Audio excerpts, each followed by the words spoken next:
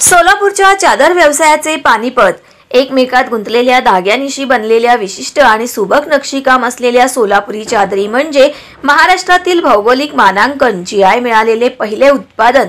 60च्या दशकापासून सोलापुरातून देशभर पोहोचत असलेल्या या चादरींना 2005 मध्ये मानांकन मिळाले, पण या व्यवसायाला आता उतरती कळा लागली आहे। देशाच्या अन्य भागातून या चादरींची हुबेहूब पण दर्जा नसलेली नक्कल करून बनवलेल्या चादरी सोलापुरी म्हणून बाजारात खूप खपू लागल्या असा मूळच्या सोलापुरी चादरींचा रंगच उडाला। एकेकाळी सोलापूरच्या वस्त्रोद्योगाचे भारवाई असलेले हे उत्पादन आता जेमतेम 10% घसरले आहे।